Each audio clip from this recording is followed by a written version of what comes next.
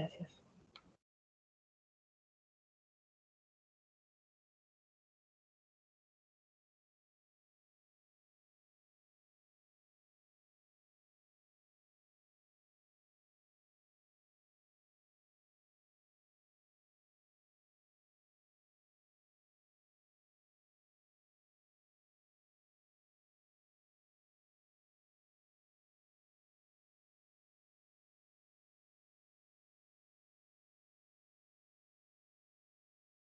Bien, el caso se trata de una mujer de 32 años, natural de Moyobamba, que va a ir al servicio el 18 de enero del 2021. La medicación habitual que refiere la paciente es hidroxicloroquina de 200 miligramos al día y de prednisona de 30 miligramos al día, junto con metildopa de 200 miligramos, una tableta a las 8, a las 2 y otra vez a las 8, ¿no? Y también nifedipino de 30 miligramos, irbesartán 150 miligramos. Entre los antecedentes personales de relevancia, bueno, aquí vemos que la paciente no presenta ningún tipo de hábitos nocivos y que tiene reacciones a medicamentos con metamizol.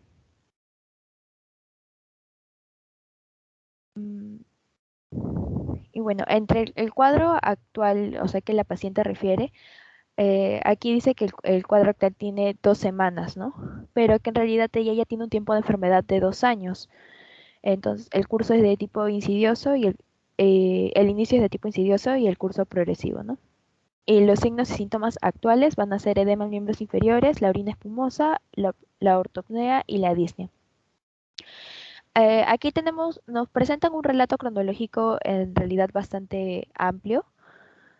Eh, bueno, nos van a relatar desde el inicio de la enfermedad que ella presenta, ¿no? Que refieren de 2 años, bueno, nos van a relatar desde el inicio, ¿no? Y aquí, bueno, dicen que el cuadro empezó con artralgias de tipo inflamatorias en articulaciones interfalángicas proximales del segundo y tercer dedo de los dedos y la muñeca, ¿no? Y después sería unas artralgias en las rodillas, ¿no? Que también va a estar asociado a la caída de pelos y que del cabello y que los síntomas van a continuar, ¿no? Por lo que va a ser evaluada por un médico donde se va a encontrar que tiene factor reumatoide. Eh, mm, 4 meses después va a ser evaluada con un examen físico y se le va a encontrar sinovitis. También en la segunda y tercera articulación metacarpofalángicas de ambas manos y también en la segunda articulación interfalángica proximal de ambas manos, ¿no? Por lo que esta clínica asociado al factor reumatoide, pues le diagnosticaron en primera instancia la artritis reumatoidea, ¿no? Por lo que recibió tratamiento con prednisona. Eh, Ante los exámenes, bueno, podemos ver que tiene ácido úrico elevado, la PCR está normal, el factor reumatoide ya era negativo y la BCG también está elevada. Bueno, aquí la paciente con el tiempo, o sea, a pesar de tener el tratamiento, aunque era el tratamiento para artritis reumatoide, ella seguía registrando la caída del cabello. Además de esto, se fue añadiendo fotosensibilidad, ¿no? Por lo que también se le dio otro tipo de exámenes, ¿no? Eh, bueno, los de anticuerpos nucleares, la PNH, la anti-CP inmunoglobulina G negativas, ¿no? Eh, bueno, por los resultados de esto ya se le asoció el diagnóstico de lupus eritematoso sistémico, ¿no? Por lo que se va a modificar el tratamiento y ahora va a ser tratada con metotrexato de 10 miligramos y prednisona también de 10 miligramos al día. La paciente va a seguir refiriendo dolor articular con una escala de EVA de 6/10 y además también va a referir intolerancia gástrica al metotrexato. por lo que vamos a tener que cambiar de medicación, ¿no? Por lo que se le va a anular ese medicamento y se va a iniciar el tratamiento con hidroxicloroquina. Muchos meses después, ya en septiembre del 2019, va a volver a acudir al consultorio de reumatología porque la paciente va a seguir presentando este tipo de sintomatologías, ¿no? De artralgias, mialgias, fotosensibilidad, que ya refería con anterioridad, ¿no? Y además también se va a registrar la sinovitis en la segunda articulación metacarpofalángica y la interfalángica proximal del tercer y cuarto dedos de la mano derecha. Van a aumentar la dosis con hidroxicloroquina al doble y ahí se va a iniciar tratamiento con la leflunomida. Van a ir disminuyendo el tratamiento con la prednisona y bueno, van a proseguir con los controles, ¿no?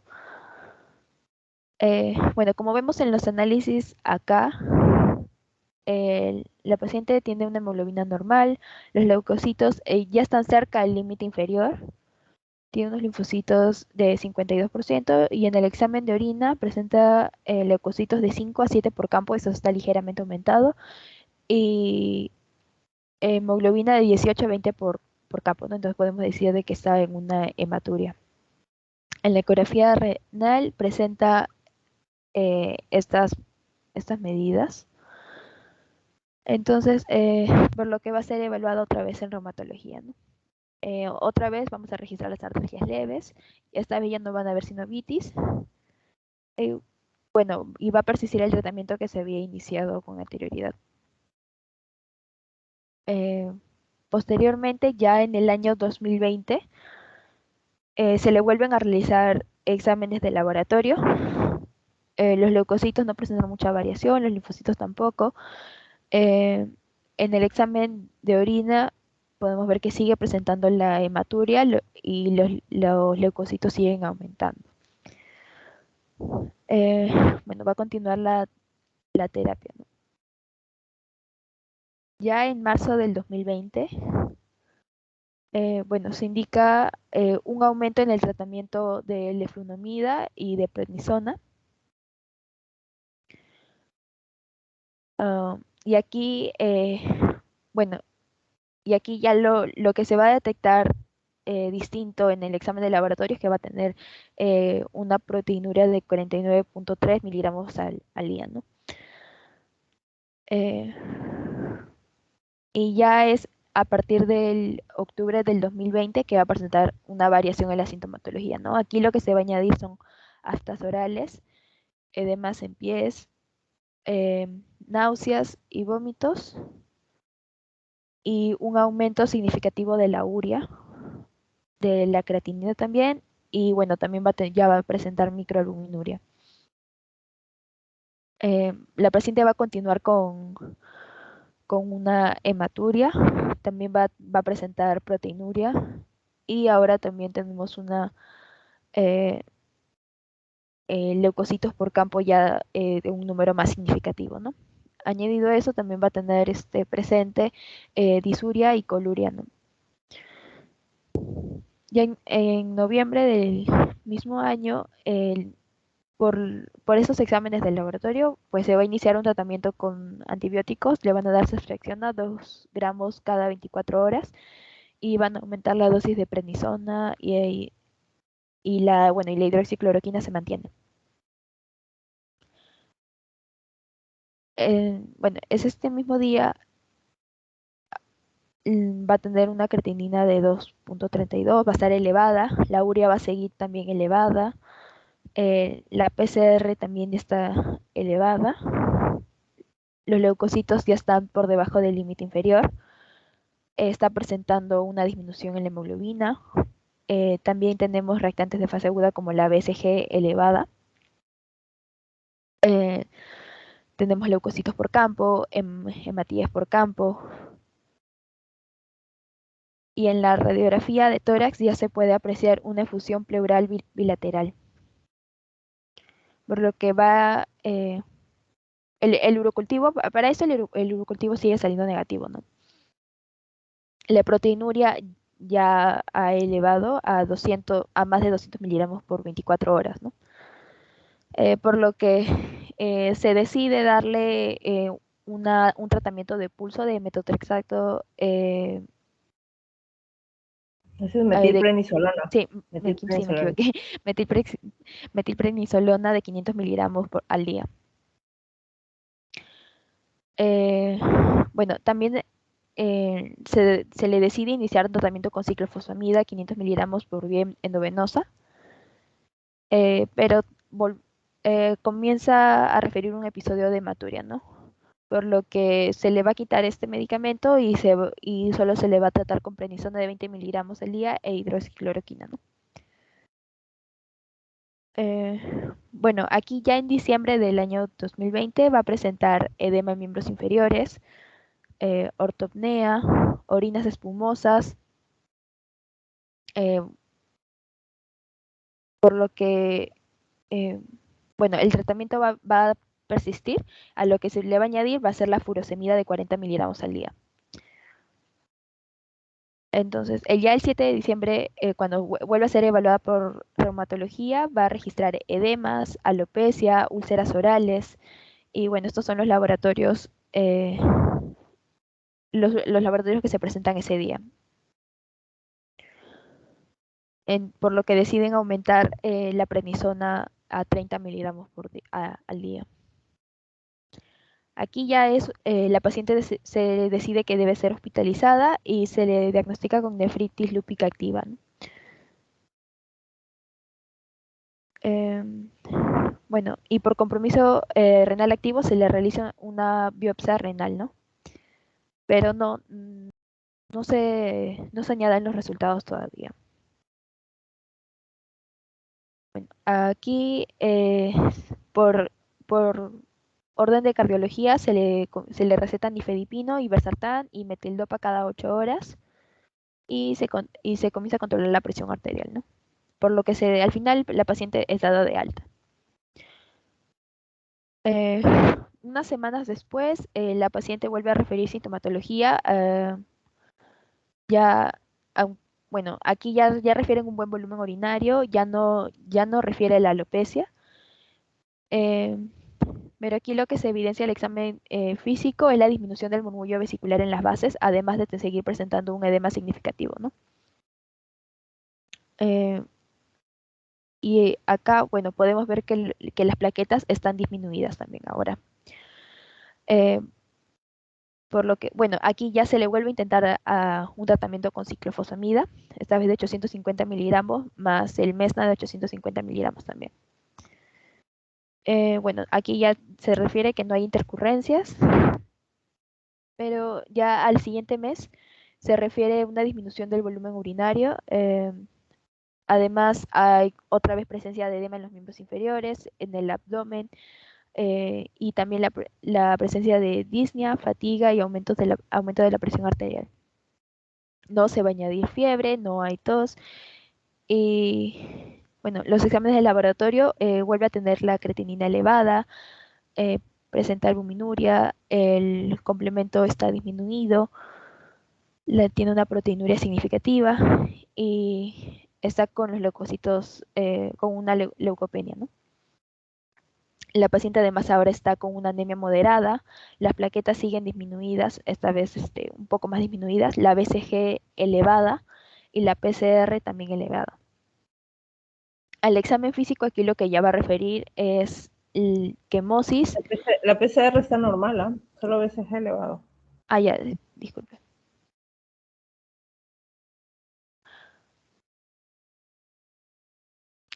Bueno, al examen físico va a presentar quemosis, edemas, por lo que se vuelve a referir que la paciente está con un cuadro de nefritis lúpica activa, ¿no?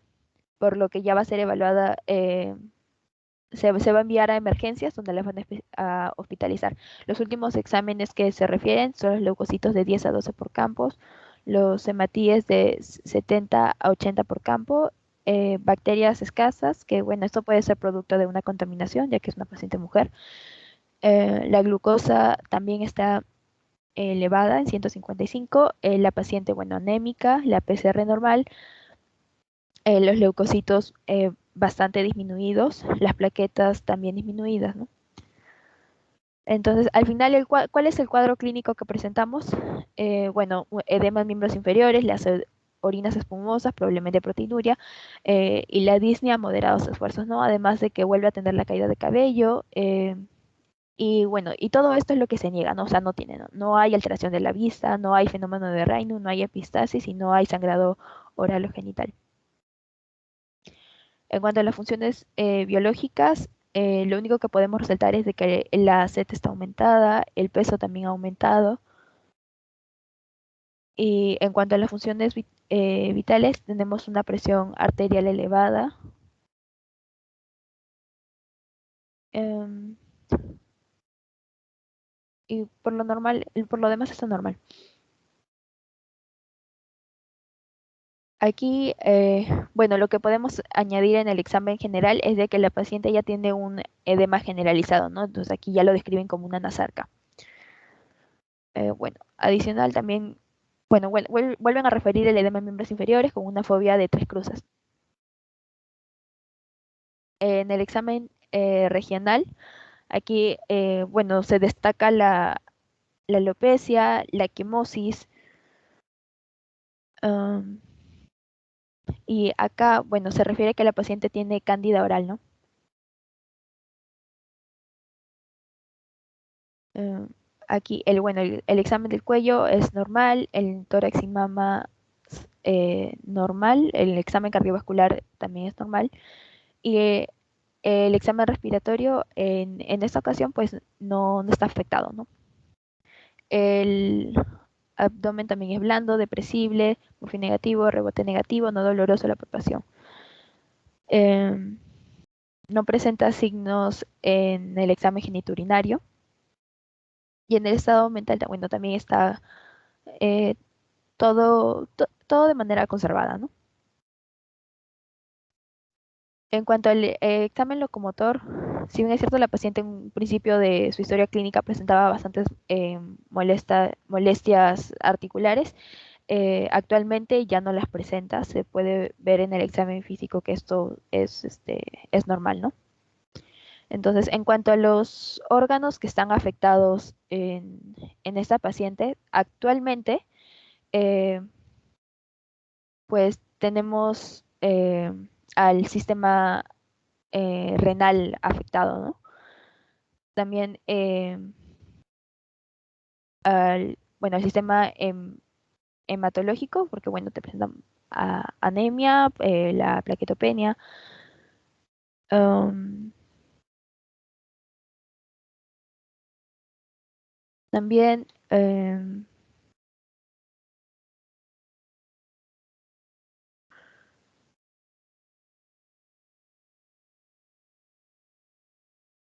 bueno, en general la paciente presenta una afectación sistémica, que podemos decir que es por origen de la nefritis lúpica, ¿no?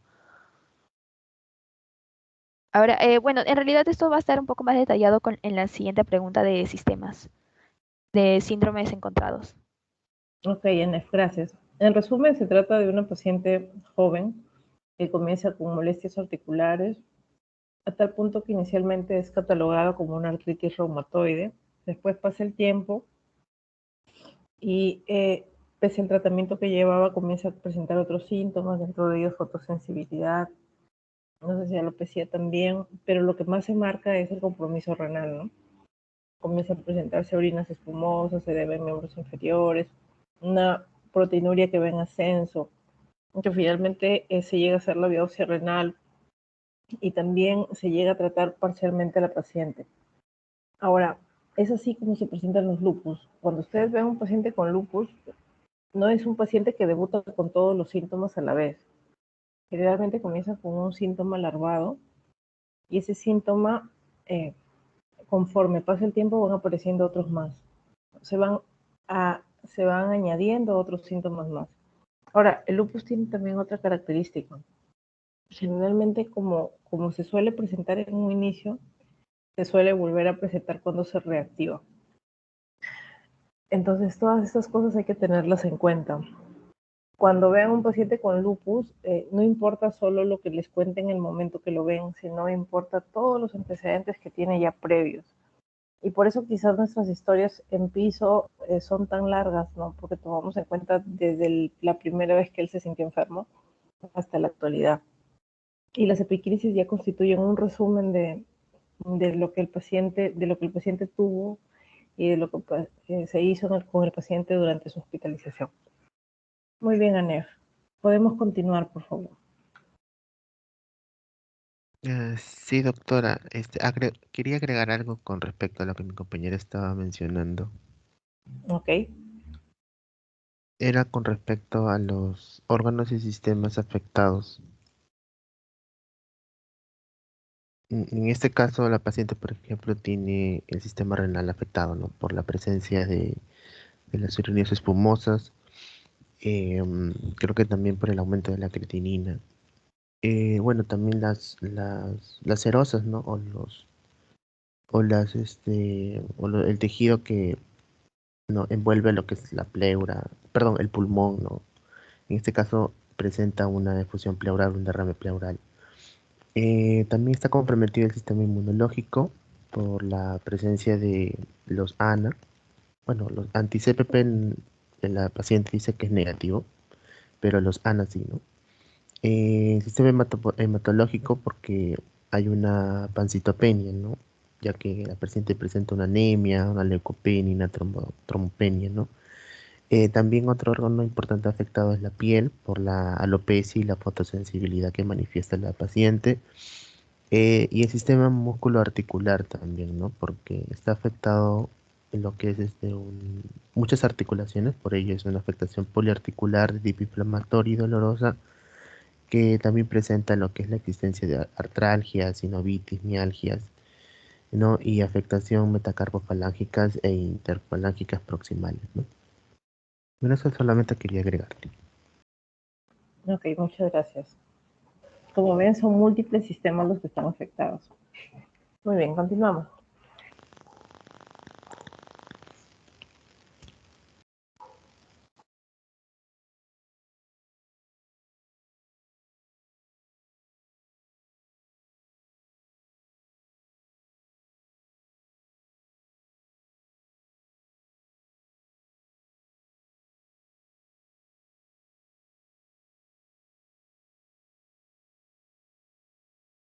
¿Quién continúa?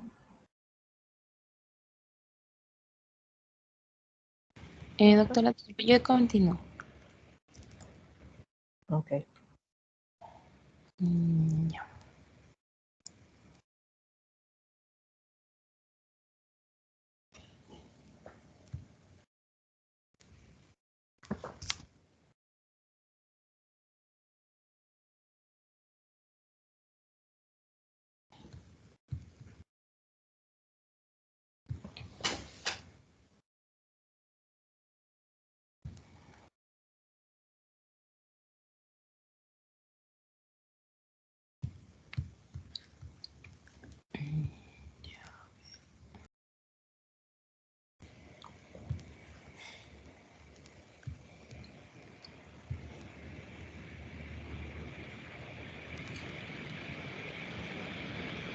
Disculpe, ¿ya se puede visualizar? ¿Qué se ve? Ya. Ya, muy bien. Primero vamos a sustentar lo que son el síndrome y luego el diagnóstico mediante la fisiopatología.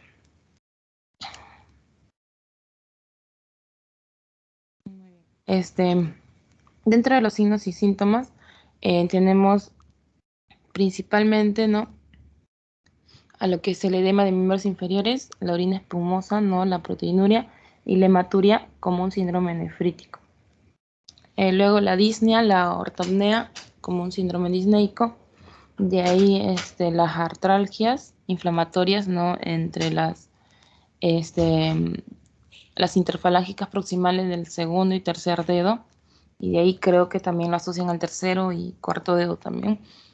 Las muñecas y en las rodillas. Y las mialgias como un síndrome inflamatorio poliarticular periférico. De ahí un aumento de la presión, un síndrome hipertensivo. Las náuseas, los vómitos y úlceras orales, un síndrome gastrointestinal. Y finalmente la alopecia y la fotosensibilidad como síndrome dermatológico. Dentro de la fisiopatología de lo que es lupus, vamos a ver que primero debe haber una carga genética caracterizada, ¿no? En esta ocasión es caracterizada por una alteración poligenética, ¿no? Como vemos aquí, van a ser múltiples genes, más la interacción de lo que es el medio ambiente. En este caso, la luz, el sexo, infecciones y drogas. Y vemos que la paciente también cursa con una cándida, si no me equivoco, por las úlceras orales. Ya. Luego vamos a ver entonces el factor de los genético y el factor medioambiental, ¿no? Esto va a producir, producto de esta interacción, vamos a ver que va a aparecer una respuesta inmunitaria anormal, en la cual hay una hiperreactividad, como vemos acá, de los linfocitos B y una disminución de la función de los linfocitos T. Acá no hay una adecuada red, no hay una adecuada supresión, ¿no?, de los linfocitos B. Entonces habría, en tercer caso, habría un aumento de autoanticuerpos, ¿no? Porque el linfocito B produce anticuerpos. Autoanticuerpos, y aquí solo se podrá tener manifestaciones serológicas. Luego, este es el origen de alteraciones patológicas, ¿no? Como vemos aquí. Sí. Los autoanticuerpos vamos a ver que se van a depositar en diferentes tejidos, como ya lo mencionó mi compañero, es multisistémico esta enfermedad, donde habrá inflamación, ¿no? En un cuarto momento, ¿no? Habrá inflamación y esto se deberá ahora ya a la clínica, ¿no? Donde vamos a ver que se van a inflamar las articulaciones, hay una artritis a nivel de un riñón inflamado también, nefritis. Entonces vamos a ver que principalmente hay exantema, nefritis, artritis, ¿no? Artritis a nivel de las articulaciones, nefritis, ¿no?, a nivel del riñón, leucopenia, enfermedad del sistema nervioso central, candiditis, coagulación, y así va equiparando todos los sistemas, ¿no? Entonces vamos a ver que cuando esta inflamación se vuelve crónica, ¿no?, hay una pérdida de la función del órgano comprometido. En este caso estamos viendo del riñón, ¿no? Y la pérdida de esa función del órgano comprometido vamos a ver que ya genera una lesión, ¿no?, a este nivel. Entonces, en este caso, por ejemplo, ¿no?, a nivel del riñón, si esto se vuelve crónico, va a generar una insuficiencia renal y también puede a una arteriosclerosis, ¿no? También fibrosis pulmonar, apoplejía, lesión ¿no? Entonces, vamos a ver que más o menos este es el criterio, ¿no? Primero la exposición a genes o al medio ambiente, una respuesta inmunitaria normal, autoanticuerpos que no pueden ser retenidos, sino que proliferan, ocasionando una inflamación en cada uno de los sistemas u órganos y tejidos, y finalmente la lesión del mismo, ¿no? Muy bien. Ahora pasando ya a lo que es la parte de clínica la parte diagnóstica, vamos a ver que dentro de lupus, vamos a ver que primero hay una sospecha, ¿no?, como la tenemos nosotros. Y esto va a ser abordado por lo que depende de la presentación clínica, ¿no?, la exclusión de otros diagnósticos alternativos, la presentación de la heterogeneidad, ¿no?, porque equipara varios sistemas. La parte de epidemiología, que es en mujeres jóvenes de edad fértil, que justo está dentro del rango de nuestra paciente, grupos raciales y étnicos, ¿no?, de la población. Bueno, ya. Dentro de todos estos criterios de sospecha clínica, pasamos a lo que es la evolución inicial. Dentro de la evaluación inicial vamos a ver que la historia clínica, ¿no?, los signos y síntomas que ya hemos visto, el examen clínico, el examen físico completo también, y lo que son las pruebas de laboratorio. Dentro de las pruebas de laboratorio vamos a ver que los exámenes de rutina y los exámenes confirmatorios, ¿no? Los de rutina vamos a ver que es el recuento sanguíneo completo. Acá encontramos una trombocitopenia, si no me equivoco.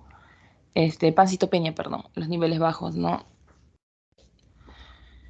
de hemoglobina, de leucocitos y de plaquetas, ¿no? El recuento sanguíneo completo, la creatinina también, el análisis de orina con sedimento urinario y electroforesis con proteínas séricas. Ya, ese es el examen básicamente de rutina, y los confirmatorios ya serían las pruebas serológicas que mencionábamos, ¿no? El ANA, pruebas y otras pruebas de autoanticuerpos, ¿no? Principalmente. De ahí vamos a encontrar también los niveles del complemento C3 y C4, la velocidad de sedimentación globular y las proteínas C reactiva. En este caso sí, una de ellas al menos sí la tiene elevada, ¿no? Y la relación de proteína creatinina en orina. Ya.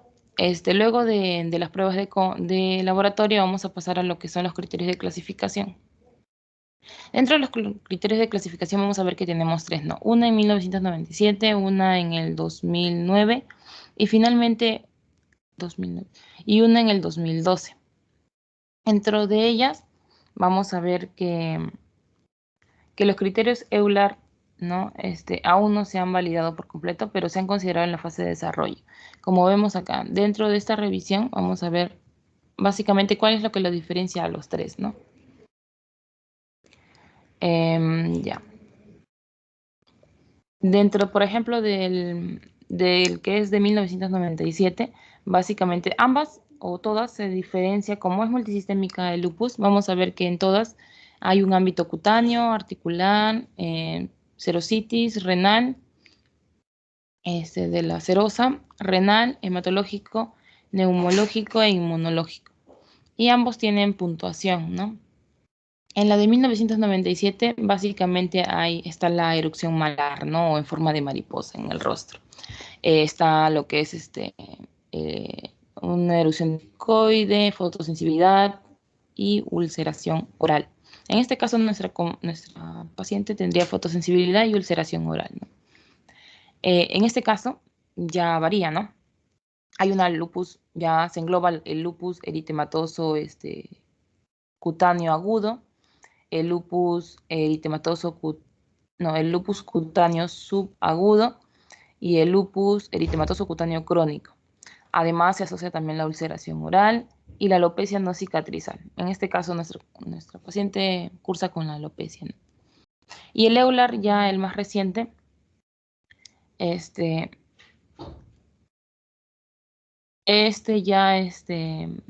EULAR sabemos que es la Liga Europea contra el Reumatismo, ¿no?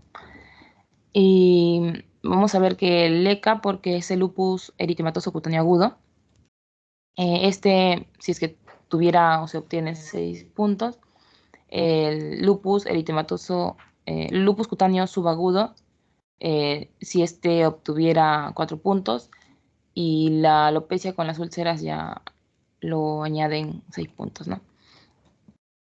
Ya. Bueno, el DLE es lupus, lupus, sí, lupus eritematoso discoide. Ya, básicamente en esos dos criterios. Ahora, sí. Dentro de las articulaciones vamos a ver que aquí lo característico es la artritis no erosiva, no mayor de 2 articulaciones periféricas. Ya en el SIC 2012, ¿no? En las clínicas colaboradoras internacionales del lupus sistémico, el SIC, en el 2012 ya lo dicen que es la sinovitis, mayor a 2 articulaciones periféricas, y aquí ya lo catalogan como artritis, ¿no? Y con una puntuación de 6 puntos. En la alteración o la inflamación de las serosas, acá ya hay una pleuritis, un brote o roce pleural, derrame pleural o pericarditis. En este caso, solo tiene efusión pleural, si no me equivoco. En el SIC 2012 ya pleuritis mayor de un día con el brote o roce pleural, derrame pleural, pericarditis, dolor pericárdico mayor a un día y el EKG con evidencia de derrame pericárdico. Y en el otro criterio sería una pericarditis aguda y el derrame pleural, ¿no? Ambos con 6 y 5 puntos respectivamente. A nivel renal, ambas o todas colindan con lo que es una proteinuria, ¿no? Una proteinuria y también y bueno, sedimento urinario, ¿no? En este caso, cilindros de glóbulos rojos, ¿no?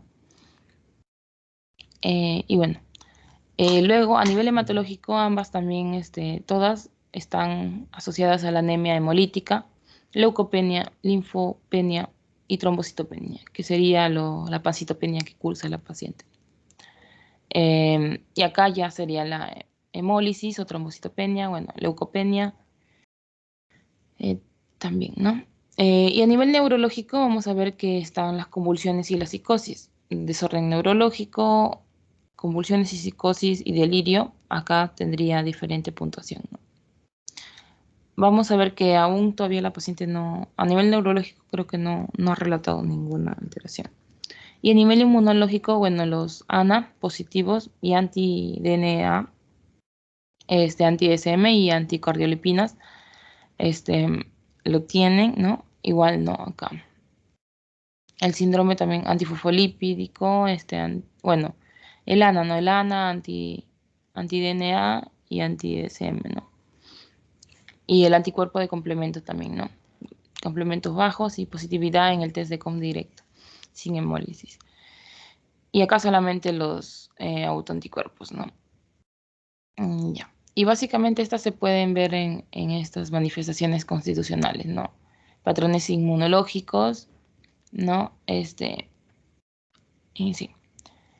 Y ahora, disculpe. Y ahora, luego de estos criterios de clasificación, de acuerdo a cuál es lo que vamos a utilizar, vamos a hacer ya el diagnóstico, ¿no? Y dentro del diagnóstico básicamente se basa en el juicio del médico, ¿no? Relacionando los signos y síntomas en el contexto también de los estudios serológicos de apoyo e incluir además los diagnósticos alternativos, en este caso la artritis reumatoide por el factor reumatoide y la cándida y entre otras, la hipertensión también y entre otras, ¿no? Diagnósticos alternativos. Ahora también van a referir lo que es los criterios de clasificación, ¿no? El de lupus, ¿no? Que ya hemos visto. Y entonces se llegaría a un lupus ya definitivo o un probable o una posible enfermedad del tejido conectivo. Y finalmente si el lupus es ANA negativo. Pero en este caso no hemos visto si tiene ese criterio. Actualmente los criterios de lupus del SIG 2012 son más sensibles y es de mayor especificidad, ¿no? Y de estos criterios vamos a ver que todos se relacionan a los criterios al menos clínicos y al menos un criterio inmunológico y serológico, ¿no? Y sí. Y esto sería todo. Sí. Ok, recuerden que cuando mencionen sus criterios, está bien que mencionen todo lo que considera, pero tienen que dirigirse al paciente. ¿Ya? Esta paciente, ¿qué criterios sí cumple y qué criterios no cumple? Porque no es cuestión de que lean los criterios. Ahora, en la práctica, realmente, bueno, no sé, de repente varía de acuerdo a cada hospital. Nosotros personalmente se siguen usando los criterios del 97 y también los de Euler actuales. Es muy importante el ANA porque casi el 95% de estos pacientes son ANA positivos. Entonces el porcentaje de ANA negativos es bajo. Sin embargo, también existen pacientes que cumplen criterios clínicos y no tienen criterios inmunológicos. O sea, también existen. Obviamente, muchas veces también, al igual que las vasculitis, se necesitan de biopsia, sobre todo cuando hay un compromiso renal con una proteinuria mayor a 1 gramo, en la cual lo que se busca encontrar son cambios específicos de la nefritis lúpica, que como ya se señaló, la más común es la tipo 4. Y también, si es que existe la posibilidad, se hace inmunofluorescencia, en la cual se deben presentar inmunocomplejos en la biopsia. Pero recuerde que cuando presente sus criterios no es que lean los criterios, es que especifiquen qué criterios sí cumple esta paciente. Gracias. Continuamos.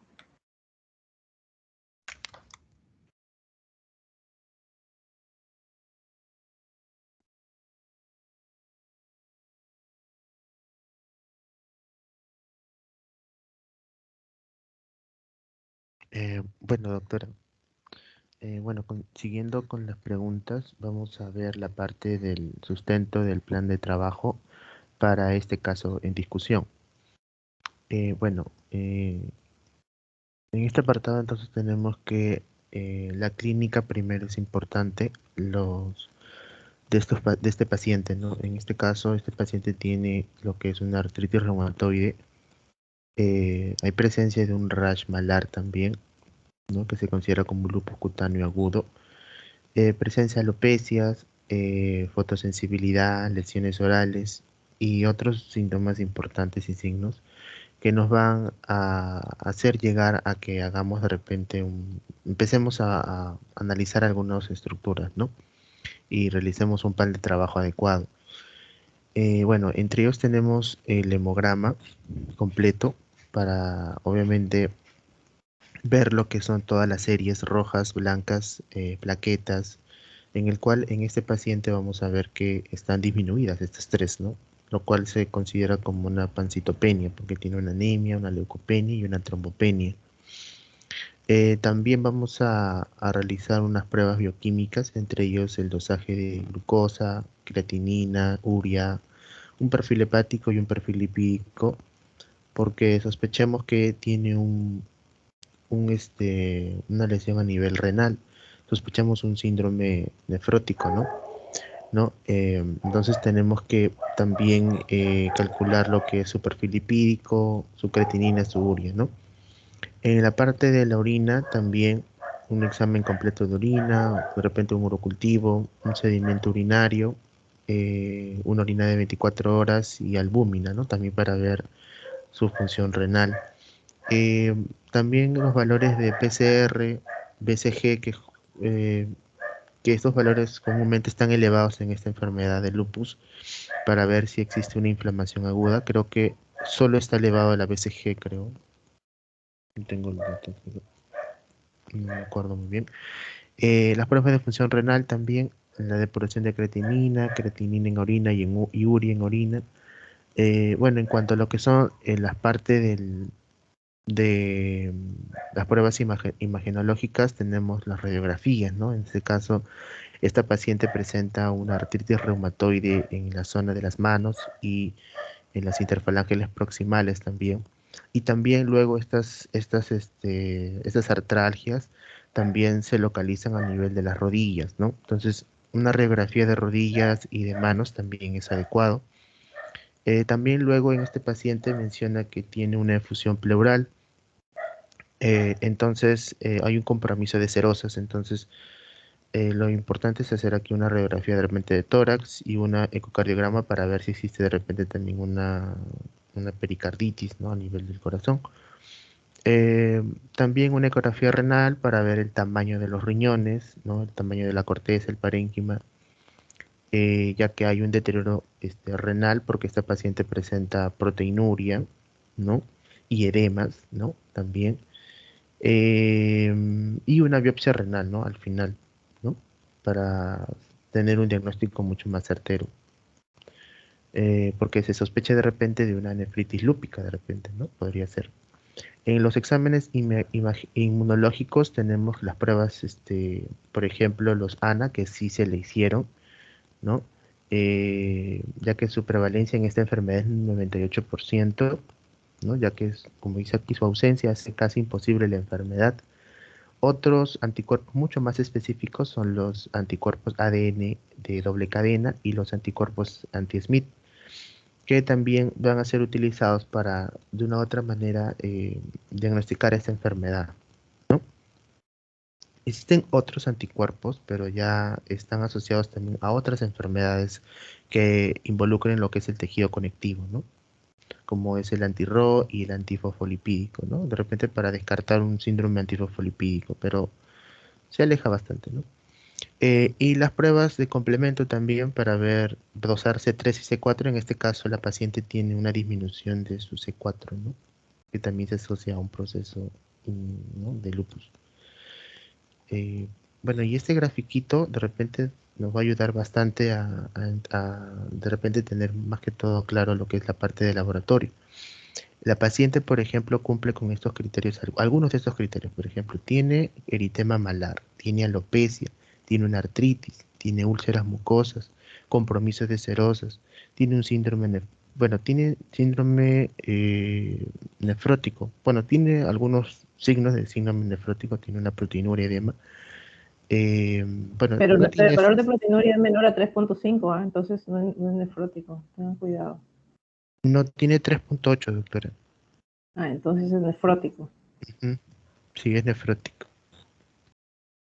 Bueno, no tiene compromiso de repente del sistema nervioso porque no tiene convulsiones, no hay psicosis. Se niega incluso en la historia clínica el fenómeno de Raynaud, ¿no? Bueno, no tiene trombosis ni abortos repetidos, pero tiene lo demás. Tiene bastantes criterios clínicos. Entonces, lo que según dice este flujograma es realizar en laboratorio lo que es los ANA y que justamente el paciente se hizo un ANA, ¿no? En el cual salió positivo, ¿no? Porque si sale negativo, y si los síntomas remiten, según este flujograma, nos indica que es otro tipo de diagnóstico. Si los síntomas persisten, repetir lo que es el ANA y hacer otros exámenes que impliquen, por ejemplo, los llamados anti-ENA, que son los anticuerpos extraíbles del núcleo, que están otros tipos de pruebas, ¿no? Si estos dos exámenes salen negativos, entonces de repente no es lupus, ¿no? Se descarta el lupus de repente. Pero si algunos de ellos sale negativo, perdón, entonces estaríamos pensando ya en lupus o en otra enfermedad del de tejido conectivo, ¿no? Por ello es que si es que este ANA sale positivo, se tiene que hacer otros estudios, entre ellos los anticuerpos ADN de doble cadena, el anti-SMIT, por ejemplo. También otros tipos de estudios como el anti-RO, el anti-LA y esos anticuerpos antirribonucleótidos nucleares, que es el RNP, y los anticuerpos antifosfolipídicos, ¿no? También. Junto con los exámenes generales que justamente también se hicieron a la paciente, en el cual se ve que hay una anemia, hay una leucopenia, hay una trombocitopenia, hay una proteinuria. No hay hematuria ni cilindros celulares, eso sí no hay, pero el resto sí. Entonces, junto con estos exámenes, si salen positivos, algunos de ellos, especialmente los anti-DNA de doble cadena y los anti-SMIT, entonces nos estaríamos acercando más al diagnóstico de lupus. Y si cumple incluso más de 4 criterios, ¿no? De lo que ya luego les voy a mostrar, entonces sí es lupus, ¿no? Se acerca mucho más a esta enfermedad. En cambio, si de repente los criterios que vamos a hacerlos luego salen menos de 4, entonces sospecharíamos lupus, pero no descartaríamos también otro tipo de enfermedades de tejido conectivo, ¿no? Bien. Bueno, y por último vamos a ver los criterios clínicos que nos van a llegar a este tipo de diagnóstico, que nos van a ayudar al diagnóstico, ¿no? En este caso yo he traído el criterio de clasificación de EULAR ARC del 2018, aunque algunos dicen que es 2019. Bueno, la paciente, por ejemplo, en la historia clínica tenemos que el criterio obligatorio aquí dice que es el anticuerpo antinuclear ANA positivo, con un valor mayor o igual a 1 sobre 80, ¿no? Y este paciente tiene un ANA que tiene un título, creo que de 1 sobre 320, ¿no? Creo que sí. Ya, entonces cumpliría el criterio obligatorio, ¿no? Porque según aquí, lo que mencionan, no cuentan con criterios si hay una explicación alterna. Suficiente con que el criterio que aparezca en única ocasión. Ahora, para que vayamos a un diagnóstico de lupus, tiene que haber 10 o más puntos adicionales al criterio obligatorio del ANA positivo, ¿no? Entonces estaríamos acá. Ya tenemos el ANA positivo. Ahora vamos a ver si cumple con los 10 puntos o más, ¿no? Para diagnosticar el lupus. Entonces, entre los criterios que vamos a ver que cumplen con el cuadro clínico de la paciente, vamos a ver que no tiene fiebre, entonces se descarga. En los criterios hematológicos, la paciente tiene una leucopenia y tiene una trombocitopenia. Hemólisis autoinmune, eso sí no precisa, pero tiene trombocitopenia, entonces nos quedamos con 4 puntos. Ya. Descartamos todo este compromiso neurológico porque no hay delirios, no hay psicosis, no hay convulsión. Entonces, nada, cero acá. En el compromiso mucocutáneo tenemos que hay una alopecia, eso sí hay úlceras orales, un lupus también hay, cutáneo agudo, ¿no? Entonces, 6 puntos acá. Compromiso de serosa sí hay, ¿no? En este caso hay un...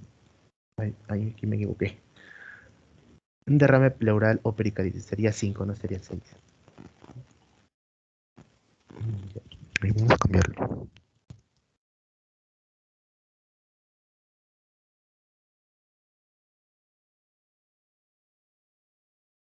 Ya, mientras su compañero va cambiando, yo voy a compartirles algo, ¿ya? Un poquito. Miren, las enfermedades autoinmunes, como deben conocer, a veces se sobreponen y existen enfermedades de sobreposición. Una sobreposición muy rara es la unión de la artritis reumatoide con el lupus. A estos síndromes se le conocen como síndromes de overlap o de sobreposición.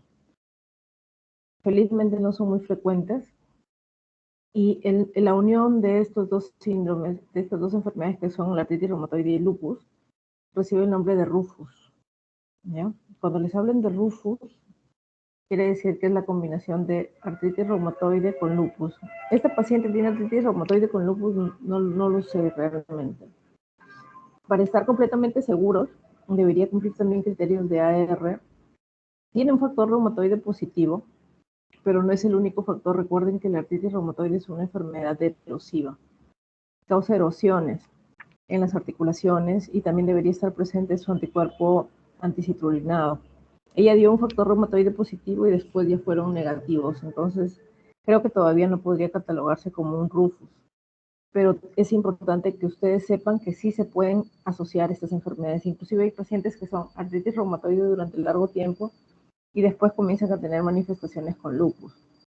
Ahora, otra cosa que dijo su compañero interesante fue acerca del perfil ENA. O sea, hay dos perfiles que se toman. El perfil ANA, que son los anticuerpos antinucleares, y el perfil ENA, que como él bien lo señaló, son los anticuerpos extraíbles del núcleo. Este perfil ENA comprende varios anticuerpos, generalmente son 6. Y esos 6 van a ser el anti-RNP, que es el anticuerpo antirribonucleoproteína, que se positiviza generalmente en la enfermedad mixta del tejido conectivo, el anti-SMIT, que es el más específico para lupus, el anti-RO y anti-LA, que se ven en el síndrome de Sjögren,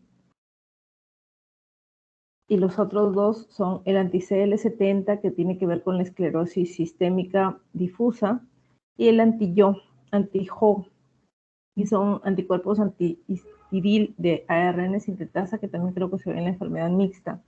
Ahora, en el hospital, por ejemplo, en salud, nosotros pedimos perfil ANA y perfil ENA. Estos análisis no son baratos, o sea, son análisis caros. El perfil ANA lo corre el laboratorio normalmente, y si es que el perfil ANA da positivo, automáticamente corre el perfil ENA.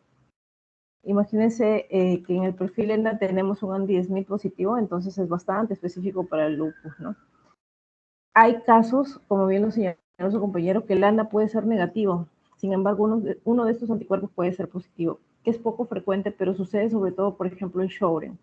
Sjögren puede tener un ANA negativo, pero los anti-RO y anti-LA pueden ser positivos débiles. Entonces, para que se simplifique la vida, deben de tener en cuenta que es perfil ANA y perfil ENA. Y perfil ENA 6, porque si colocan ENA 4 solamente va a correr 4 anticuerpos. En cambio, en el ENA 6 corren todos estos anticuerpos. Ya, era eso lo que quería señalarles. Voy a dejar de compartir y ya. Ya, continúa por favor, Cristian. Ya, doctor.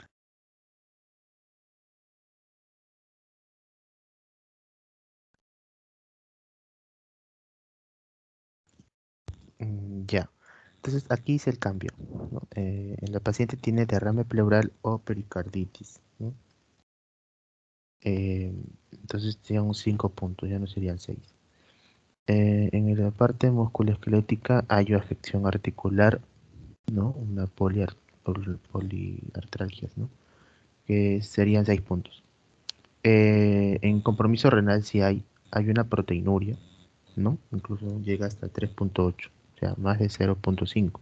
Entonces, 4 puntos. Eh, Sospecharía también de una nefritis lúpica, pero no lo dice en la historia clínica, ¿no? Para eso tendríamos que hacer una biopsia para determinar si existe nefritis lúpica y qué clase sería. Eh, Dominio inmunológico y criterio de anticuerpos antifosfolipídicos. En esta paciente no se hizo ninguno de estos. Ni un anticuerpo anticoagulante lúpico, ni anticardiolipina, ni anti-beta 2 GPI. Pero sí se hizo dosaje de complementos, ¿no? Hay una hipocomplementemia en este paciente, en el cual hay bajo de C4. Entonces, el criterio que cumpliría es C3 bajo o C4 bajo, porque no especifica el C3, así que sería C3 bajo o C4 bajo, ¿no? En este caso el C4 está bajo, y serían 3 puntos, ¿no? Y los anticuerpos específicos del LES tampoco se les hace, ¿no? No se le hacen ni anticuerpos anti-DNA de doble cadena, ni anti-SMIC. Entonces, cero acá también. Entonces, sumando todos los puntos, llegamos a 28 puntos.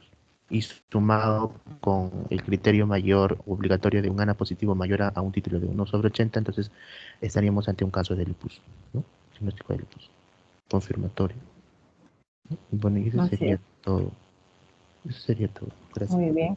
Gracias. Gracias.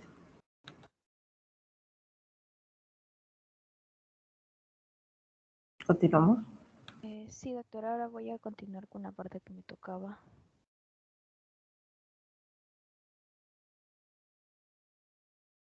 Bueno, a mí me tocó desarrollar las preguntas 7 y 8 de... Uy, un momento.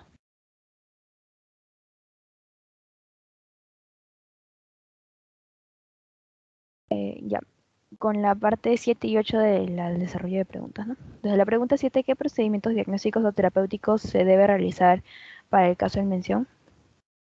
Bueno, esta parte ya la mencionaron aquí, nomás en cuanto a los procedimientos diagnósticos que se pueden agregar. Bueno, en primer lugar, en el caso mencionaban muy bien de que la paciente estaba con una nefritis lúpica activa y ya se le había realizado una biopsia, pero esta todavía no había dado resultados, ¿no? Y esto es muy importante porque según la biopsia se pueden enfocar determinados aspectos del tratamiento, ¿no? Para la nefritis lúpica, que recordemos también es una de las principales eh, es uno de los principales factores para morbilidad en pacientes con lupus.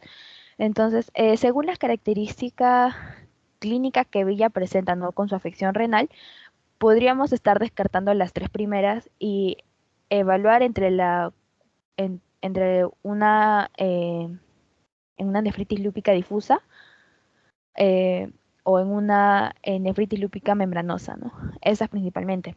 Pero por frecuencia, bueno, la de tipo 4 siempre es la más frecuente, ¿no? Entonces, generalmente, ¿cuál es la clínica? Esto definitivamente no es no siempre se cumple tal cual, ¿no? Esto es como que entre lo más frecuente que se puede dar en ese tipo, ¿no? Porque esta clasificación es netamente histológica. Por lo general, estos cuadros están acompañados de una proteinuria en rango nefrótico. Si bien es cierto, la paciente en un principio presentó una proteinuria no nefrótica, eh, por eso se catalogó en primer lugar como un síndrome nefrítico. Después ella ya ha ido evolucionando a este rango nefrótico, ¿no? En una hematuria marcada, el deterioro de la función renal, cilindros, me parece que no refieren, la hipocomplementemia y el ante-DNA positivo, que bueno, tampoco se tiene aquí. Pero igual con las otras características se cumplen estas son las indicaciones de la biopsia renal, ¿no? Que la paciente pues definitivamente sí los cumple, por lo que sí es importante tener la respuesta de esta biopsia, ¿no? En cuanto a eh, en cuanto a qué otros procedimientos diagnósticos se pueden realizar, pues era la parte de inmunológica que Cristian ya lo habló muy bien, también la doctora, entonces no se va a repetir, ¿no?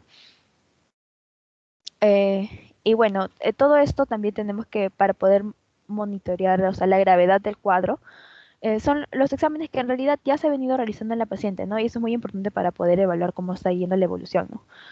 Siempre tener presente un hemograma, y es la creatinina sérica y los análisis de orina con microscopio, ¿no? Siempre tener presente la evolución renal en la que se está dando, ¿no? Mm, para llegar a intervenir si en caso está evolucionando a una insuficiencia renal ya severa, ¿no? Y bueno, también los niveles del complemento. Bueno, en la historia clínica nos podemos dar cuenta que la paciente estaba con una anasarca, ¿no? Que esto quiere decir que está con un edema generalizado. Entonces, aparte de que ella también presentaba una disnea y ortopnea, habría que evaluar cómo está eh, el corazón o los pulmones, ¿no? A ver si quizás está con una pleuritis o con un derrame pericárdico, o sea, todo esto hay que evaluar, ¿no? Entonces, ¿cómo lo vamos a evaluar? Justamente con una radiografía de tórax, ¿no? Em, y bueno, eso también se puede evaluar por medio de una ecocardiografía. Bueno, esas son imágenes de referencia, por ejemplo, acá vemos una radiografía con un derrame pericárdico. Esa es una radiografía también con una pleuritis marcada, ¿no? Muchas veces, bueno, en la historia clínica creo que mencionaban que si tenían eh, un patrón intersticial, no, ya no me acuerdo muy bien. Bueno, también evaluar una ecocardiografía, ¿no? Con eso también se puede evaluar las serosas del corazón, pero también importante aquí también se puede evaluar si es que hubiese mm, vegetaciones en las válvulas, que también es una complicación frecuente en las personas con lupus, ¿no? La paciente no refiere sintomatología como esa, pero sí, igual es importante evaluarlo, ¿no? De evaluar las válvulas cardíacas. Eh, bueno, estos son los exámenes de laboratorio que la paciente ya se le había realizado. Entonces vemos de que en realidad muchos de los análisis de laboratorio ya la paciente ya los tiene, ¿no? Ahora, de aquí lo que tenemos, mucho de eso se tiene que volver a repetir para llevar un control de cómo se está llevando su tratamiento, ¿no? Em,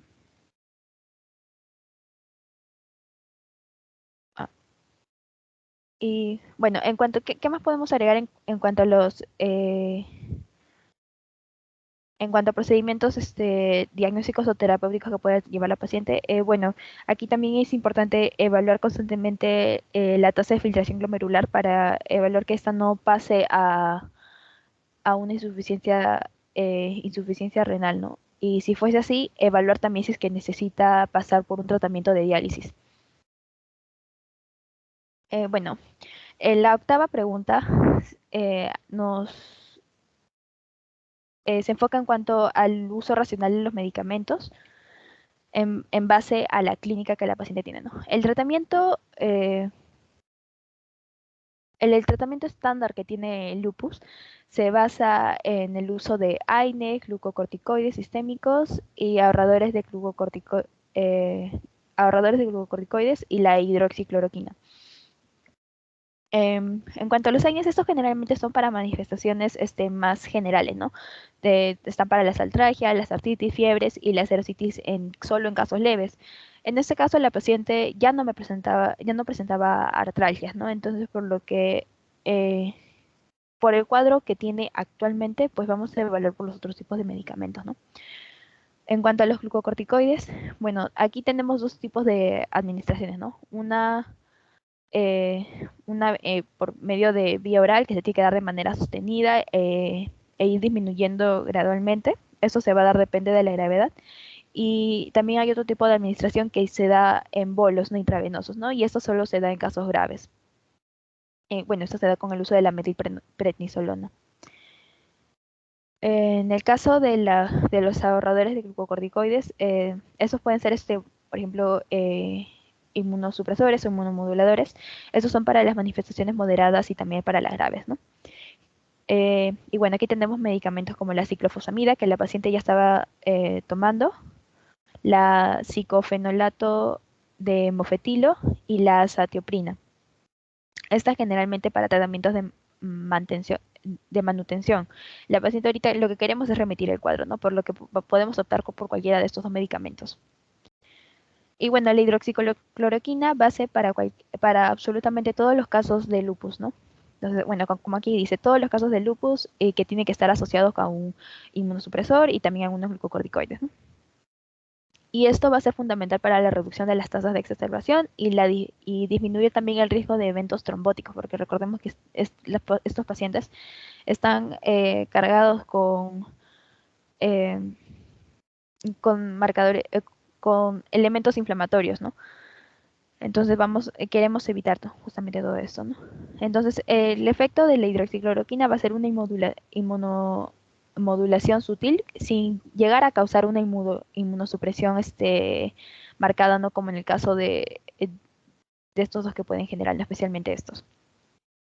En general, las dosis de la hidroxicloroquina van de 200 a 400 miligramos al día. La paciente en primera instancia estaba tomando solo 200 miligramos, pero después la aumentaron a 400 miligramos al día, ¿no? También se refiere de que las dosis que pueden consumir con hidroxicloroquina va de menor o igual a 5 miligramos por kilogramo al día. En este caso la paciente creo que no referían al peso, pero bueno, aquí también hay dosis estándar que se puede dar. En general, bueno, el tratamiento para el lupus, bueno, esos son los que son los tratamientos, los medicamentos que ya mencionamos, pero aquí específicamente más o menos para qué puede servir para cada uno, ¿no? Por ejemplo, para afecciones musculoesqueléticas habíamos mencionado los AINES, em, por ejemplo, Corticoides a dosis los, bajas. sí, los corticoides a dosis baja también pueden servir para esas manifestaciones, ¿no? En el La caso de hidroxicloroquina. sí, la hidroxicloroquina, bueno, pues estaba en todo como manifestaciones bases, ¿no? En el caso de la serositis, los AINES solo para serositis leves, para serositis más marcadas, pues también necesitamos los glucocorticoides, ¿no? En las manifestaciones cutáneas, que también son una de las manifestaciones más frecuentes del lupus, pues aquí también se va a hacer uso de los glucocorticoides eh, y, bueno, la hidroxicloroquina. En cuanto a las manifestaciones hematológicas, también se va a evaluar según la gravedad. Y así podemos ver que de acuerdo a la afectación, al tipo de manifestación que tenga, ¿no? De acuerdo al sistema que tenga, pueden haber combinaciones específicas que se pueden usar, ¿no? Aquí, en este caso, la paciente, las manifestaciones, o sea, que está teniendo ahora es una manifestación renal, por lo que vamos a abocarnos en esto, y también algunas manifestaciones hematológicas, ¿no? Entonces también, aparte de eso, también hay otros tipos eh, mm, de, de cosas que se pueden añadir a la terapéutica, ¿no? Pero eso ya, bueno, que se tienen que usar en todos los casos de lupus, ¿no? Por ejemplo, evitar exposición a rayos ultravioletas para evitar que se exacerben manifestaciones en la piel, ¿no? Que es mayor cuidado ante situaciones como embarazo, infecciones, abortos, cirugías, eh, bueno, y esos son los que, en realidad, los que ya mencionamos, ya no voy a volver a mencionarlo, ¿no? Y eso también es importante, ¿no? Cualquier comorbilidad y complicación que tenga, pues hacerle frente, ¿no? Ese es el esquema en general que la paciente va, va a llevar por ahora, ¿no? Aquí, bueno, en el caso de la nefritis lúpica de tipo 3 4 van a llevar este tipo de esquema, ¿no? Va a empezar con una terapia de inducción en la que se va a buscar salir del cuadro, el cuadro agudo que está presentando, ¿no? Por lo general aquí lo que se manifiesta es el uso de la prednisona a dosis altas, porque eso ya es un caso grave, que puede ir de 1 hasta 2 miligramos por kilogramo al día, ¿no? Esto durante 4 semanas y después ir evaluando una disminución gradual, ¿no? Hasta poder encontrar la dosis mínima en la que se puedan controlar las manifestaciones de la enfermedad, ¿no? Incluso eso es lo que dice la guía del MINSA, ¿no? Pero en guías de otros países incluso refieren que puede ser unas dosis menos elevadas, ¿no? No tanto, porque recordemos que los glucocorticoides están asociados eh, a muchos riesgos a largo plazo, ¿no? Y bueno, en casos, también para al inicio del tratamiento, muchas veces como estos casos son casos de pacientes graves, pues también se hace uso de la terapia de pulsos de metilprednisolona. De esto para poder encontrar una respuesta rápida al cuadro que se está manifestando, ¿no? Las dosis estándar, porque por lo general se dan, son de 500 miligramos hasta 1 gramo por vía endovenosa al día durante 3 días, ¿no? Y bueno, y añadido esto, pues ya el uso de la prednisona o no. En el caso de la ciclofosfamida, bueno, a la paciente se le dio en primer lugar este medicamento, ¿no? Y en el último cuadro también igual se le siguió recetando la ciclofosfamida, a pesar de que ya había desarrollado cierta toxicidad con anterioridad. Em, pero bueno, la terapia de pulsos de la ciclofosfamida también es una manera de evitar justamente los cuadros de toxicidad que puede generar el tratamiento diario de vía oral, ¿no? Entonces, ¿cuál va a ser la dosis de estas terapias de pulsos? Bueno, se basa en una infusión endovenosa de 500 miligramos, a veces de 500 miligramos en un principio, ¿no? Y bueno, se va buscando el aumento hasta casi 1000 miligramos por metro cuadrado, ¿no? Esto en las dosis siguientes, ¿no? Si esto no fuese tolerado o se quiere ir con más precaución, pues se puede ir aumentando las dosis a partir de los 500 miligramos, se va aumentando solo el 25% de manera progresiva hasta poder llegar a los 1000 miligramos por metro cuadrado, ¿no? Eh, bueno, esto solo se da un tiempo, ¿no? Hasta que pueda remitir un poco el cuadro. Entonces, una primera etapa se da de manera mensual, o también hay otro tipo de esquema en la que se le dan los 500 miligramos cada 2 semanas, ¿no? Esto aproximadamente por un año. Eh, en cuan- si es en caso presentase toxicidad otra vez a la ciclofosfamida, una buena alternativa que se puede dar en la que no se refieren tantos casos de toxicidad, o sea, estos son más tolerados en general, es el uso del micofenolato de mofetil, ¿no? Y en general, este medicamento ha presentado en estudios que puede ser incluso igual de efectiva que la ciclofosfamida, ¿no? Entonces, el tratamiento del micofenolato mofetil, esto también se va a iniciar con una dosis de 1 gramo por día, puede ser por vía oral, y también a veces si es que quizás no se tolera, repartido en 2 dosis, ¿no?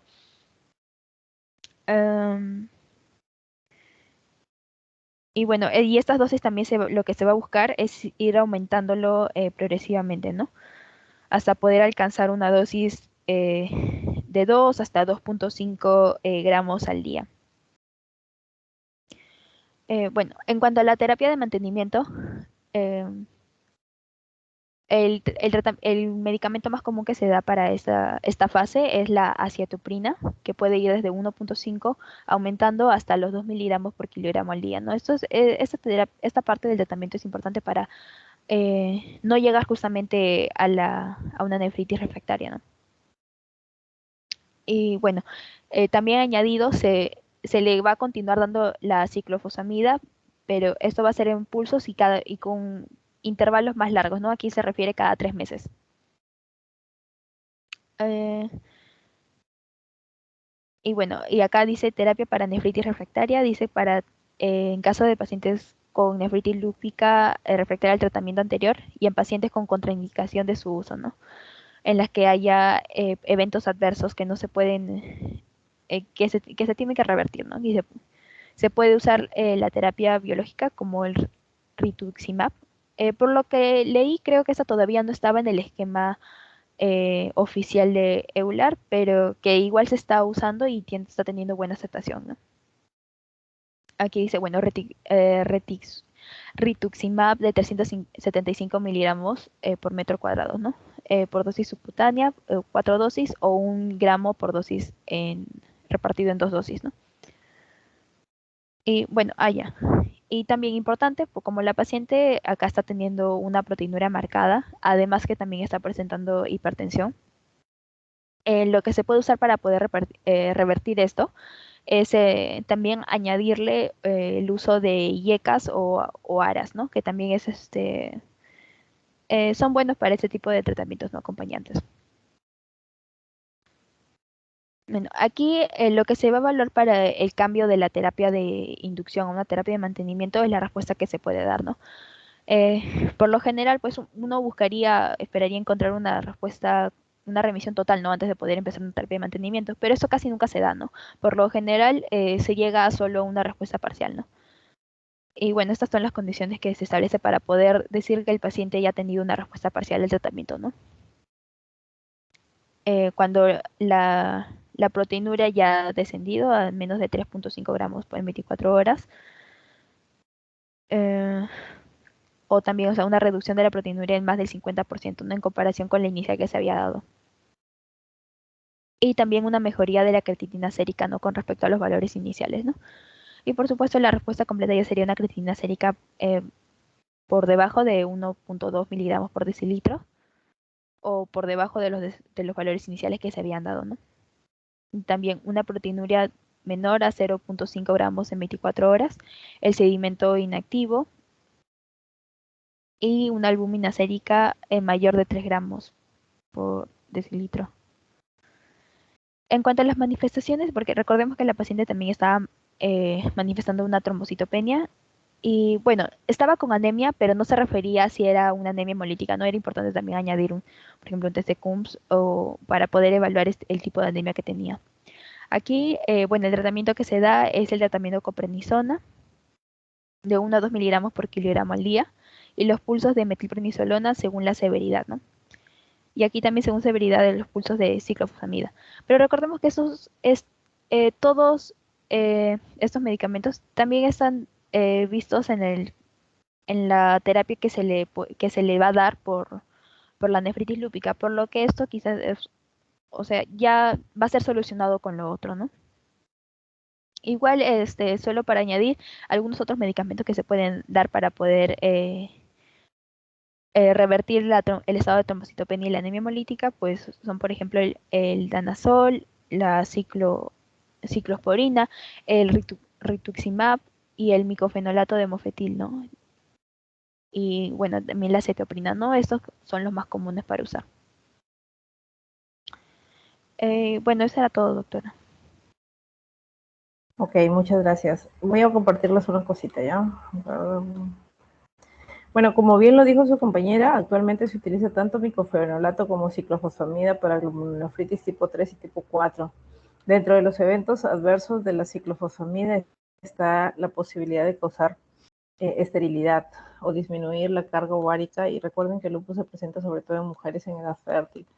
Entonces, si es que son mujeres que no han tenido hijos, actualmente sí se está optando más por el micofenolato. Y el micofenolato, este de acá es un esquema, también se los estudió su material de clase en grupo, del manejo de inducción. O sea, queda claro que el tratamiento de estas enfermedades se divide en dos grupos, inducción y mantenimiento, al igual que la vasculitis sistémica. La inducción en la nefritis lúpica es de aproximadamente 6 meses y el mantenimiento se debe mantener por aproximadamente 2 años. Entonces, para el manejo de nefritis lúpica, tanto 3 como tipo 4, vamos a tener dos brazos de tratamiento. Por un lado va a estar el micofenolato y por otro lado están los pulsos de ciclofosfamida. Ambos acompañados con pulsos de glucocorticoides, que es la metilprednisolona por 3 días, y seguidos por prednisona bioral. La dosis no debe superar el 1 miligramo por kilo por día por los eventos adversos. Realmente cada vez se está utilizando más 0.5 miligramos por los eventos adversos y obviamente ir disminuyendo la dosis. Entonces, con respecto a la dosis de micofenolato, vamos a tener 2 o 3 gramos por día por 6 meses. Y en el caso de la ciclofosfamida hay dos caminos.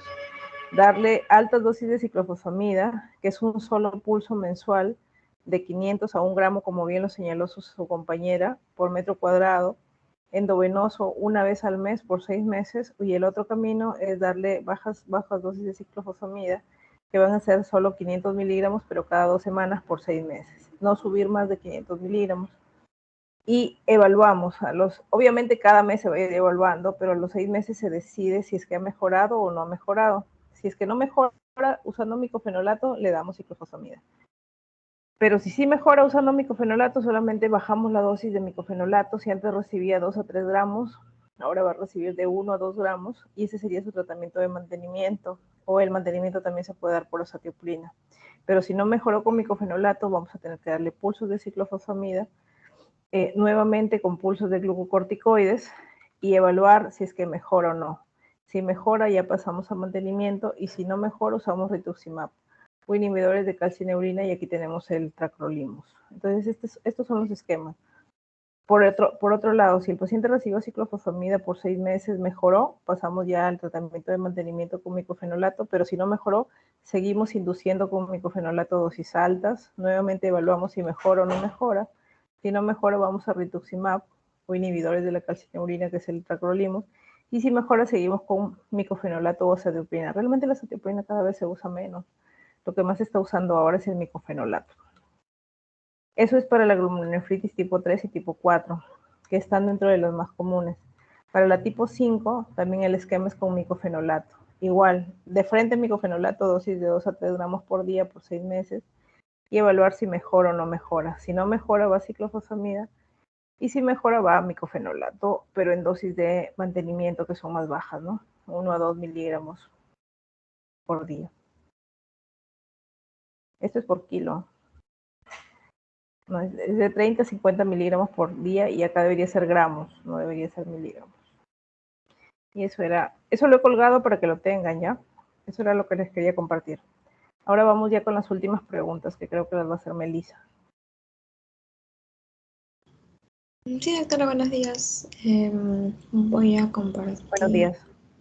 Mi pantalla.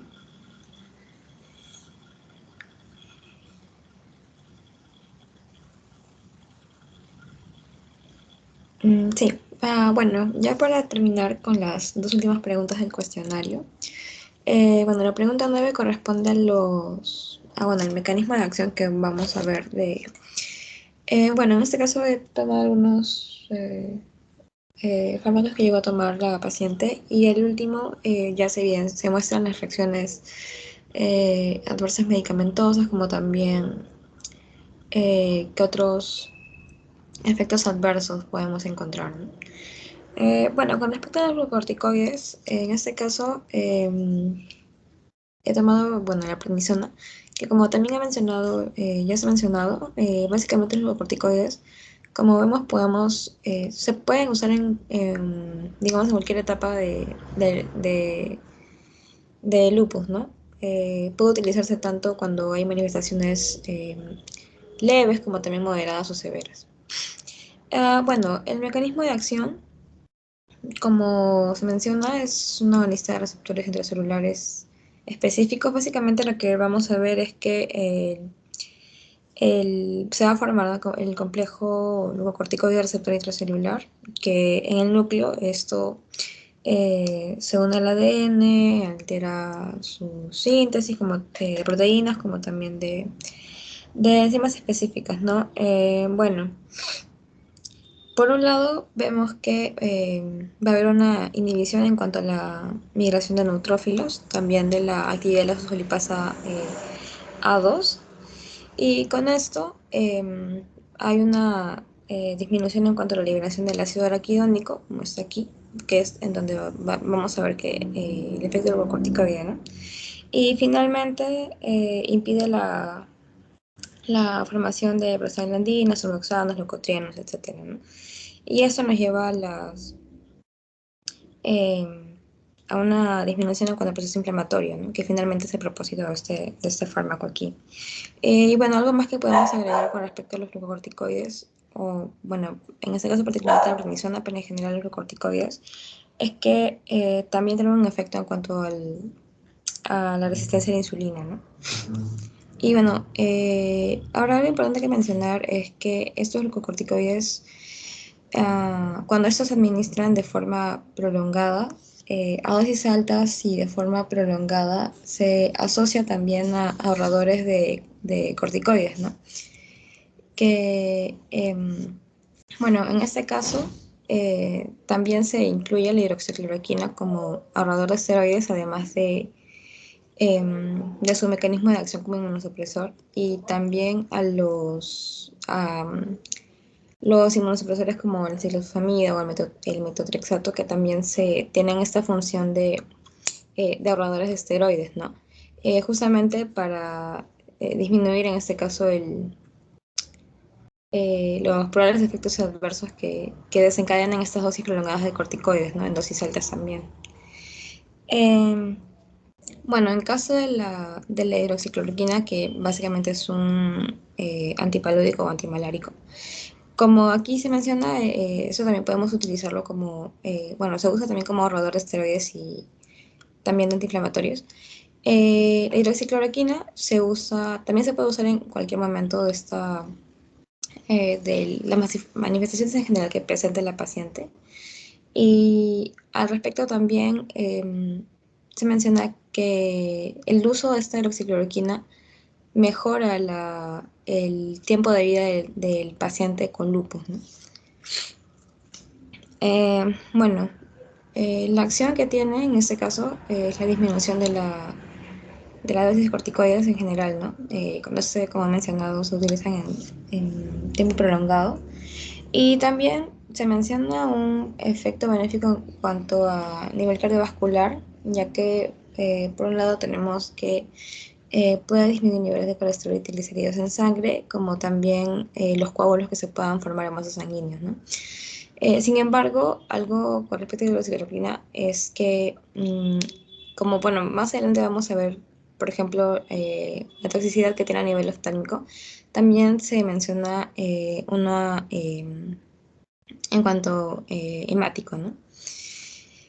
El mecanismo de acción puede ser, por un lado, como antipalúdico, como también el efecto inmunosupresor. En el caso de antimalárico, este interfiere con la función de vacuolas digestivas de los parásitos. Y esto se logra cuando hay incremento del pH, que es lo que vamos a ver con este fármaco. Y también que interfiere en cuanto a la degradación lisosomal de la hemoglobina. Y es por eso que este fármaco puede desencadenar esta toxicidad hemática, ¿no? Porque vamos a ver que actúa a este nivel también. Y en cuanto a la inmunosupresión, bueno, este inhibe la quimiotaxis de eosinófilos, migración de neutrófilos, como también una disminución de las reacciones de antígeno-anticuerpo, ¿no? Y bueno, esa es una imagen referencial en cuanto al fármaco. Bueno, como los inmunosupresores, como mencioné, también tienen un efecto en cuanto a ahorradores de esteroides. Y bueno, estos también se asocian en la terapia que se le da a la paciente, que también se ha visto en el caso clínico, cuando los corticoides, digamos que no son suficientes para el control del lupus, en este caso también se menciona. Y además de esta función de ahorrador de esteroides, también está de por sí, por ser un inmunosupresor, control de la respuesta inmune, ¿no? Donde encontramos a la ciclofosfamida como al metotrexato. En caso de la ciclofosfamida, este es un agente alquilante que se menciona de acción rápida. El uso de este también se da porque tiene un efecto rápido y potente, ¿no? En caso del mecanismo de acción bueno, ya, con respecto al mecanismo de acción de este agente alquilante, la ciclofosfamida, es también a nivel de que lesiona el ADN, también interfiere con la replicación celular, en general con los procesos de transcripción de ADN, como de replicación de ADN, como podemos ver en esta imagen también. Y si bien no es específico de alguna fase del ciclo celular, sí es específico la afectación en cuanto al ciclo celular, ¿no? Principalmente ciclofosfamida, podemos ver una acción en cuanto a fase G1 o fase S, pero básicamente es en el ciclo celular, ¿no? Ahora, como está en esta parte mencionada, se metaboliza en el hígado y vamos a encontrar estos metabolitos, ¿no? Por un lado está la 4-hidroxiciclofosfamida, la aldosfosfamida, la acroleína y la mostazafosfamida, ¿no? En caso de estos metabolitos, la acroleína es el que genera toxicidad en cuanto a vejiga, me parece. Y podemos ver como, bueno, también vamos a mencionar más adelante que podemos encontrar cistitis hemorrágica, también hay eh, cáncer en cuanto a esta zona también. Y es por este efecto, digamos, adverso que puede presentar la acroleína, es que, y como también en el caso clínico se menciona, se asocia al que, bueno, es llamado como MESNA, ¿no? Que es por sus siglas, que más adelante también vamos a ver exactamente cómo es que ayuda en cuanto al, como complemento en la administración de glicofamida, porque básicamente es donante el sulfidrilo y reacciona con esta acroleína y va a impedir este efecto tóxico que tiene a nivel de estas mucosas, ¿no? Y con respecto al metotrexato, es antagonista del ácido fólico y bueno, la acción de este es inhibir la dihidrofolate reductasa. Y bueno, esto también genera aumento de la adenosina, como vemos aquí. Y lo que nos va a llevar es una disminución en cuanto a la producción de citoquinas, también de la migración de neutrófilos. Y por último, una disminución en cuanto a la inflamación, ¿no? Por eso es que se menciona un efecto antiinflamatorio y también inmunomodulador. Ahora, esto, si bien nos genera también algunos efectos adversos que también se va a mencionar ya en la siguiente pregunta, se recomienda la administración junto a ácido fólico para disminuir sus efectos adversos. Y en cuanto a la leflunomida, esto es, bueno, esto tiene un efecto también inmunosupresor y vamos a encontrarlo dentro de los fármacos antirreumáticos, ¿no? Bueno, el metabolito, en este caso activo, que es bueno, el metabolito el cual va a producir este efecto inmunosupresor es la teriflunomida. Y el mecanismo de acción también es inhibir la hidrolato deshidrogenasa, que bueno, como se ve, inhibe la síntesis de nuevo de pirimidinas y esto, como vemos aquí, en resumen, lo que va a condicionar es finalmente una disminución en cuanto a linfocitos T, como también de anticuerpos, ¿no? Y bueno, eso es una imagen referencial también con respecto a la leflunomida.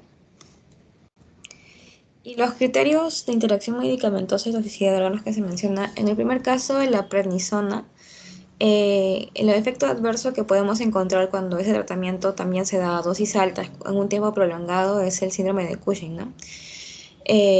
También se menciona la insuficiencia de cortical. Como mencioné, también tiene un efecto en cuanto a la resistencia a la insulina y también puede llevarnos a hiperglicemia como hiperpigmentación. También junto a esta administración de glucocorticoides en general, también está la osteoporosis o fragilidad ósea que podemos encontrar. Y es por eso que también se recomienda que cuando hay un tratamiento de glucocorticoides mayor a 3 meses, también se asocie a suplementos de vitamina D o calcio, ¿no? Y bueno, los demás son efectos que también podemos encontrar, pero con menos frecuencia a comparación de los anteriores. Bueno, a comparación del nivel, de afectación en cuanto al nivel óseo, ¿no? Donde se menciona, por ejemplo, el retraso en la cicatrización de heridas, también esclerodermia que se presenta a dosis altas y en caso de niños con tratamiento prolongado, también se puede incluir el retraso del crecimiento, ¿no? Bueno, bueno, con respecto a intervenciones medicamentosas, aquí se resalta el uso, por ejemplo, de fenitoína o efedrina que va a incrementar el metabolismo de la prednisona cuando ingresa al organismo, ¿no? En el caso cuando se asocia a estrógenos, también vamos a ver que va a haber un exceso en cuanto a su concentración. En el caso de su asociación junto a diuréticos, también esto puede favorecer un cuadro hipocalémico, ¿no? No es que, digamos, necesariamente va a suceder, pero sí hay en mayor riesgo a que sí suceda. Y en cuanto a asociación junto a glucósidos, también se menciona el caso de arritmias, ¿no? Bueno, con respecto a la hidroxicloroquina, la toxicidad de este, que es, digamos, con cierta frecuencia, es a nivel oftálmico, ¿no?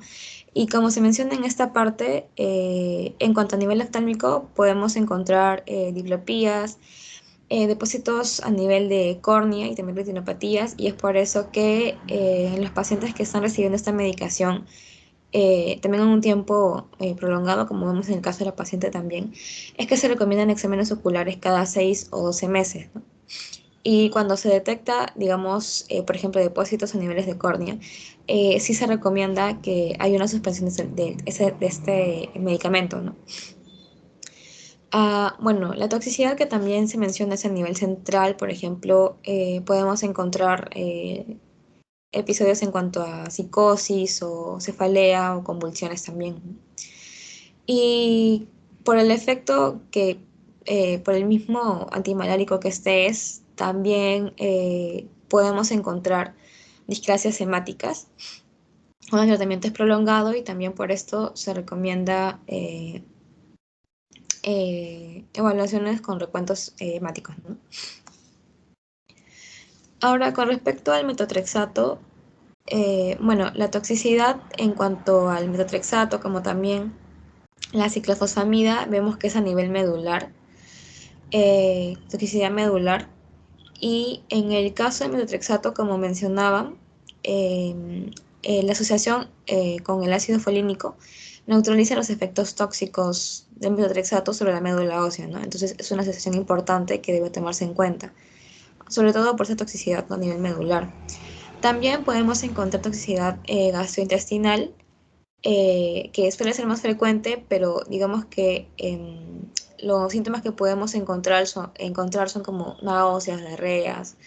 También podemos encontrar estomatitis, entre otros, ¿no? Pero es la toxicidad medular que también te lleva a que haya un retiro del metotrexato. Bueno, como se menciona, este es el más frecuente. También podemos encontrar pancitopenias, pero este es menos frecuente. Y un efecto importante también es que es teratogénico, ¿no?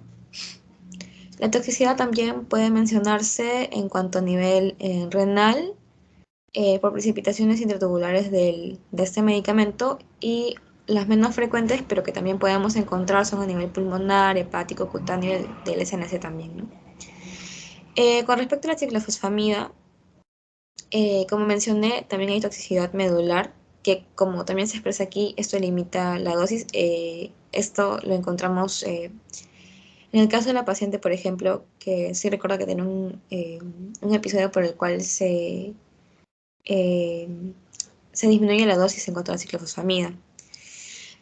Bueno, también como mencionaban cuando estábamos hablando del mecanismo de acción de la ciclofosfamida, representa toxicidad vesical, esto por el metabolito de la locreína, que la protección de esta es la asociación con el 2-mercaptosulfonato sódico, que por la sigla se asocia como MESNA, que también se agrega en el caso clínico que se administra al paciente, ¿no? Y esto en dosis altas. Y como mencioné, los efectos adversos ligados a esta toxicidad vesical, encontramos cystis hemorrágicas, también está el cáncer hemorrágico que se menciona. Aquí también podemos encontrar, con respecto a la infertilidad, que bueno, también es importante que podamos destacar, ¿no? Porque como se mencionaba, el caso de lupus también lo encontramos con mayor prevalencia en mujeres en edad fértil, ¿no? Entonces es algo importante a considerar. Y bueno, por el mismo efecto inmunosupresor también se puede asociar con infecciones oportunistas, ¿no? Con respecto a la leflunomida, bueno, Con respecto a esto, la toxicidad en cuanto a órganos que pude encontrar fue la hepática, sin embargo, no suele ser tan frecuente que suceda, pero también podemos tomarlo en cuenta, ¿no? Las más comunes em, efectos adversos que podemos encontrar son a nivel gastrointestinal. Sin embargo, los síntomas como náuseas, diarreas, estomatitis, eso no, y también con respecto al respiratorio, no hace que se suspenda el tratamiento, ¿no? A nivel respiratorio también podemos encontrar infecciones de vías superiores, como también se destaca, por ejemplo, en este caso la bronquitis. Bueno, unas consideraciones en cuanto a exámenes laboratoriales, y aquí también se menciona el efecto teratogénico, ¿no? Al igual que el metotrexato. Eso sería todo. Ok, muchas gracias, Melissa. ¿Tienen alguna pregunta respecto al caso?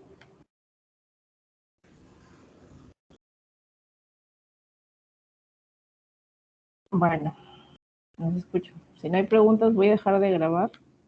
Por favor, cuelguen sus tareas.